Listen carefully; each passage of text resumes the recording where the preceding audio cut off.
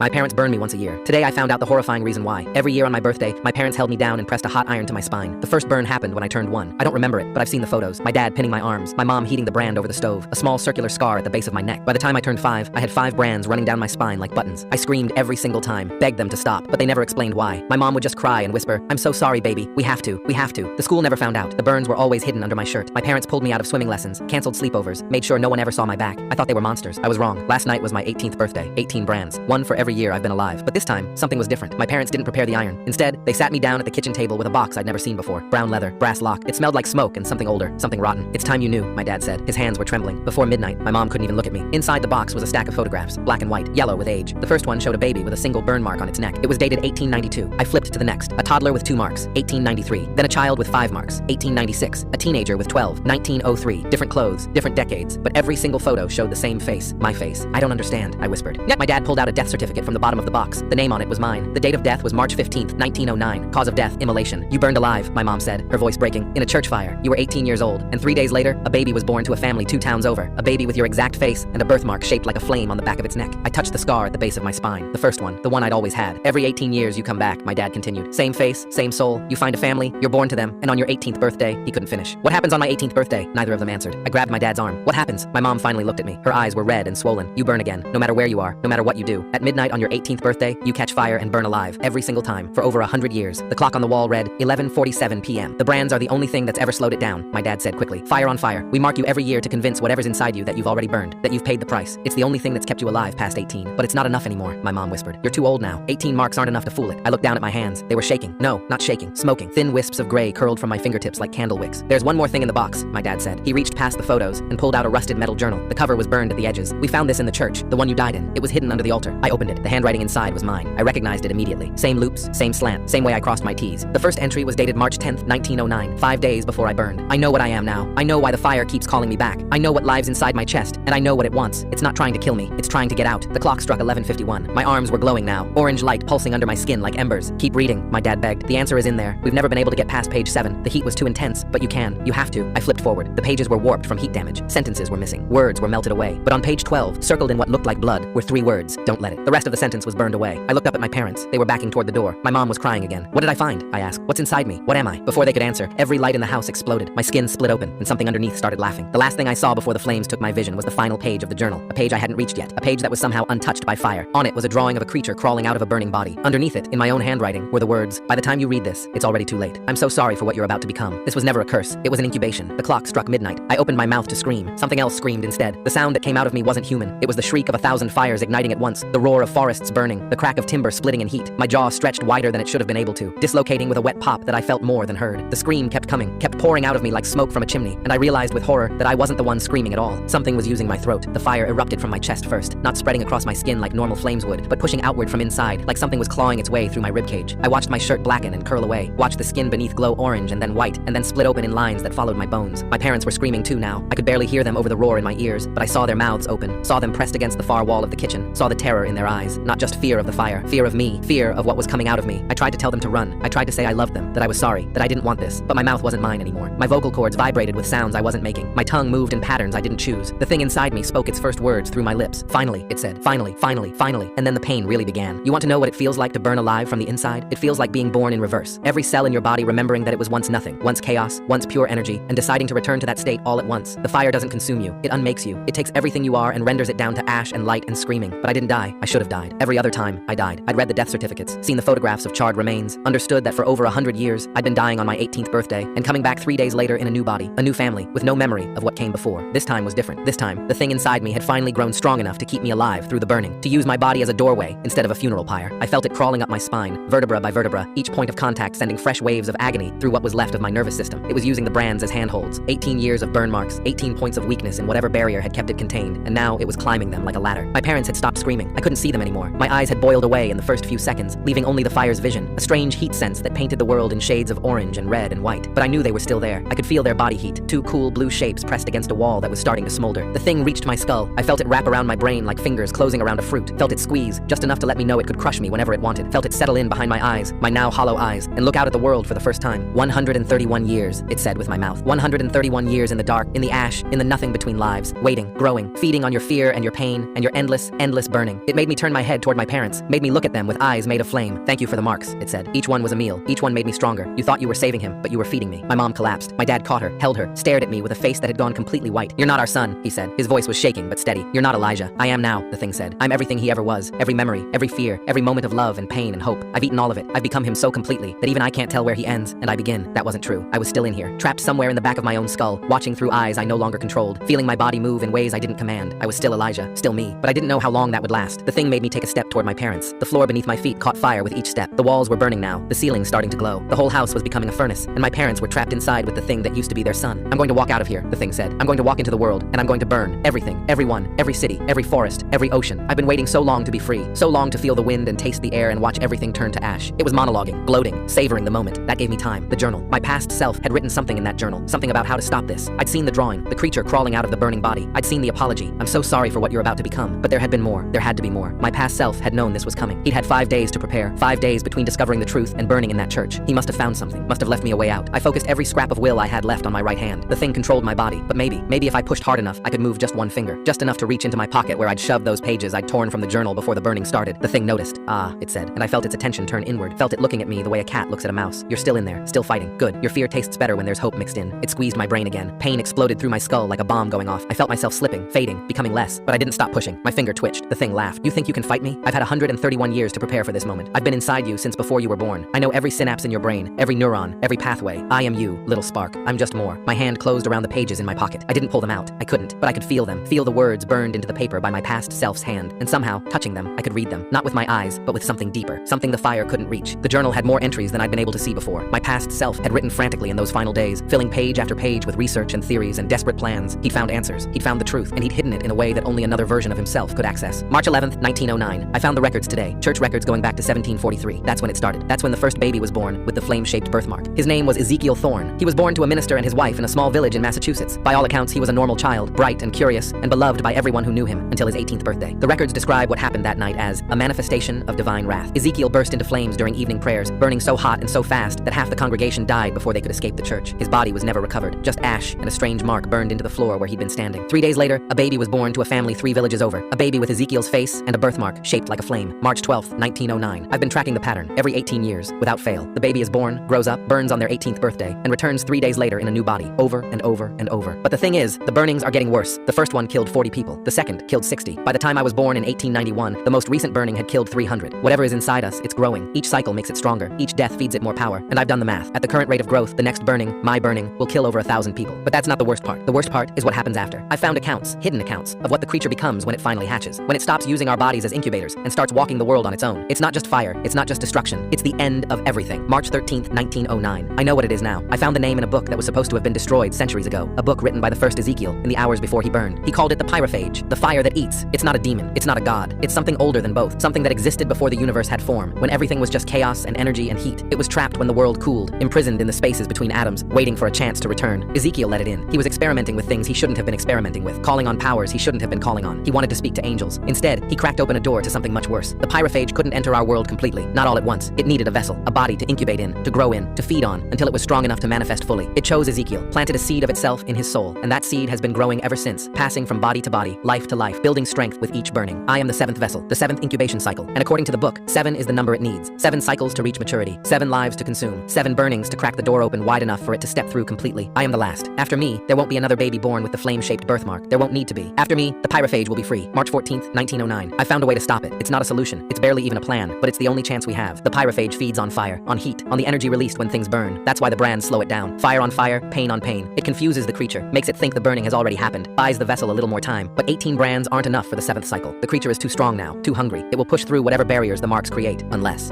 the vessel burns before midnight, unless the vessel chooses to burn, willingly, of their own free will, before the pyrophage can take control. The creature needs the full 18 years to mature. It needs to reach the moment of hatching on its own terms, in its own time. If the vessel dies early, if the vessel burns before the cycle is complete, the creature is thrown back to the beginning, weakened, diminished, forced to start over with a new vessel, a new incubation. But that's not enough. It will just keep trying, keep growing, keep coming back. The cycle will continue until it eventually succeeds, unless the vessel burns completely, body, mind, and soul. Every trace, every fragment, every piece that the pyrophage has attached itself to. There's only one fire hot enough to do that. Only one flame that can burn away something that existed before the universe. The fire that created everything. The first fire. I know where it is, I know how to reach it, and I know what I have to do. March 15th, 1909. Today is the day. If you're reading this, future me, then I failed. I'm sorry. I tried everything I could, but it wasn't enough. The pyrophage won. It used used my body to hatch, and now it's out there, in the world, burning everything in its path. But there's still a chance. There's always a chance. The first fire still exists. It's hidden, protected, waiting for someone who knows how to find it. Ezekiel, the original vessel, he didn't just let the pyrophage in. He also found the one thing that could destroy it. The one flame that burns even fire. He hid it in the place where everything began. The church where he first cracked open the door. The church where I'm writing these words right now. The church is going to burn tonight. I'm going to make sure of it. And when it burns, the first fire is going to be revealed. It's been waiting under the altar for almost 200 years, waiting for someone desperate enough to use it. I was supposed to be that someone. I was supposed to take the fire into myself, let it burn away the pyrophage before it could hatch. But I'm out of time. I can feel the creature moving inside me, waking up, getting ready to emerge. I have minutes, maybe less. So I'm leaving this journal for you, for the next me, the 8th vessel. Wait, that's not right. I'm the 7th. There shouldn't be an 8th. Unless I'm wrong. Unless what I did tonight wasn't enough. Unless the pyrophage was smarter than I thought, more prepared, more patient. If you're reading this, that means the creature found a way to survive. It let me think I destroyed it. It hid a piece of itself somewhere I couldn't reach, somewhere the fire couldn't touch. And when I died, it attached itself to the next vessel anyway. I'm so sorry. I thought I could end it. I thought I could save you. But there's still the first fire. There's still a way. Find the church. Find what's hidden beneath the altar. Take the fire into yourself before midnight on your 18th birthday. It will kill you. It will burn away everything you are, everything you might have been. You won't come back. There won't be another cycle, another vessel, another chance. But you'll take the pyrophage with you. You'll drag it into the first fire, into the flame that existed before anything else, and you'll burn together until there's nothing left of either of you. That's the only way to end this. That's the only way to save everyone. I'm sorry. I'm so sorry. I never wanted this for you. But please, future me, don't let it win. Don't let it. The pages stopped there. The rest had been burned away in the church fire, the one my past self had started on his last night alive. But now I understood. Now I knew what I had to do. The first fire, the church, the altar. But the church had burned down over 100 years ago. There was nothing left of it but ruins, a foundation overgrown with weeds, a historical marker that no one ever read. Or was there? The thing inside me was still monologuing, still savoring its moment of triumph. It had turned my body toward the door, was walking me through the burning house toward the outside world. In minutes, it would be free, fully manifested, ready to begin its campaign of destruction. But it didn't know what I knew. It had been dormant during those final days of my past self's research, sleeping in the dark corners of his soul while he desperately searched for answers. It didn't know about the first fire, didn't know about the altar, didn't know that my past self had failed on purpose, had let himself be caught by the burning because he knew the pyrophage was too strong to destroy directly. He hadn't failed. He'd been buying time, 113 years of time, while the first fire waited beneath the ruins of a church in Massachusetts, waiting for me to find it. The thing stepped through the front door of my parents' house. The night air hit my burning skin, and I felt the creature shudder with pleasure. Stars wheeled overhead, cold and distant. The town spread out before me, streetlights and houses and cars, millions of things waiting to burn. Beautiful, the thing whispered. So much fuel, so much to consume. But I wasn't looking at the town. I was looking at the forest beyond it, the dark mass of trees that stretched toward the mountains. I was looking at the road that led north, toward Massachusetts, toward the ruins of a church that had burned down before my great-great-grandparents were born. The creature felt my focus shift, felt my attention pull towards something in the distance. What are you looking at, little spark? It asked. What do you see? I didn't answer. I couldn't answer. But I thought about the first fire as hard as I could. Thought about how hot it must be, how bright, how all-consuming. Thought about what it would feel like to burn so completely that not even ash remained. The creature laughed. You think you can bait me? You think you can trick me into walking towards something dangerous? I've been inside your head for 18 years, Elijah. I know every thought you've ever had, every fear, every hope, It stopped. I felt it digging through my memories, searching for what I'd been thinking about, searching for the first fire, but it couldn't find anything, because the knowledge wasn't in my memories. It was in the pages in my pocket, the pages I was still touching, the pages that connected me to my past self through something deeper than time. What is that? The creature asked. Its voice had changed, less gloating, more uncertain. What are you hiding from me? I didn't have lips anymore, didn't have a tongue, didn't have any way to speak. My body was entirely under the creature's control, but I still had thoughts, and I threw one at it with everything I had left. You don't know everything about me. You never did. The creature snarled. It tried to tear the thought away, tried to crush my consciousness into nothing. But for the first time since midnight, I felt it struggle, felt it strain against something it hadn't expected. It was scared. After 131 years of growing and feeding and preparing, after 7 cycles of incubation, after finally hatching into the world it was meant to consume, the pyrophage was scared, because it didn't know what the first fire was. It didn't know where it came from, or what it could do, and it could feel, somewhere in the ruins of my soul, that I knew something it didn't. Tell me, it demanded. Tell me what you're hiding. Number. I'll burn your parents. I'll burn them slowly, 1 inch at a time, and I'll make you watch. Tell me. I looked at my parents through the creature's eyes. They were still inside the burning house, huddled together in a corner that hadn't caught fire yet, still alive, still hoping maybe that their son would find a way to save them. I'm sorry, I thought at them. I'm so sorry. And then I did something I didn't know I could do. I pushed, not with my muscles, not with my voice, with something deeper, something the creature had never touched, because it didn't know it existed. The part of me that had survived 7 cycles of burning, the part that had watched 131 years of pain and death and come back again and again and again, my soul. The pyrophage was attached to my body, wrapped around my brain, fused with my nervous system, but my soul was still mine, damaged, weakened, barely a flicker compared to the inferno the creature had become, but mine, and I used it to take 1 step back. The creature screamed, not with triumph this time, but with shock and rage. It hadn't expected resistance, hadn't imagined that there was anything left of me to resist with. I took another step. Stop! It howled. Stop! You can't! You're nothing! You're ash and memory! You can't! But I could. I was taking my body back, 1 step at a time, forcing the creature to fight for every inch of ground it had claimed. I couldn't win. I knew that. The pyrophage was too strong, too deeply embedded, too much a part of me after 18 years of incubation. Eventually, it would overwhelm me, crush my soul into nothing, resume its march toward destruction. But I didn't need to win. I just needed to get to Massachusetts. The car was in the driveway, my parents' old station wagon, the one they used for grocery runs and road trips and all the normal things that normal families did. The keys were inside, hanging from the ignition where my dad always left them. 300 miles to Massachusetts, 5 hours of driving if I didn't stop. The creature was fighting me harder now, throwing waves of pain and fire through my nervous system, trying to reclaim control. My body was a battleground, a burning house with 2 occupants trying to reach the door at the same time. I got to the car. My hand, more claw than hand now, blackened and smoking, closed around the door handle. The metal melted under my touch, but the door swung open. I fell into the driver's seat. The creature was screaming obscenities in languages that predated humanity. It was clawing at my consciousness, tearing away pieces of my memory, trying to unmake me me from the inside out. I turned the key, the engine started, I put the car in gear, and I drove. The next 5 hours were the longest of my life, which is saying something considering I've been alive for over 130 years. The creature didn't stop fighting. It threw everything it had at me, hallucinations and pain and whispered promises and screamed threats. It showed me visions of the world burning, cities reduced to ash, oceans boiling, mountains melting. It showed me what it would do to my parents, to my friends, to everyone I'd ever known, but I kept driving. The car caught fire around hour 2. The seats smoldered, the dashboard melted, the windows cracked and shattered from the heat, but the engine kept running, the wheels kept turning, and I kept my foot on the gas. The creature tried to make me crash. It seized my arms, jerked the wheel, aimed me at oncoming traffic and concrete barriers, and anything else that might kill me before I reached my destination. But crashing wouldn't destroy me. I'd survive, I'd heal, I'd walk the rest of the way if I had to. The pyrophage was learning what I'd always known. I was very, very hard to kill. By hour 3, the creature had changed tactics. Instead of fighting me, it started talking, bargaining. We can share, it said. We can coexist. I'll let you keep your consciousness, your memories, your sense of self. You can watch through eyes of fire as we remake the world together. I'll give you power beyond imagining. You'll be a god, Elijah, immortal and unstoppable. Doesn't that appeal to you? After all you've suffered, don't you deserve to be the one causing pain for once?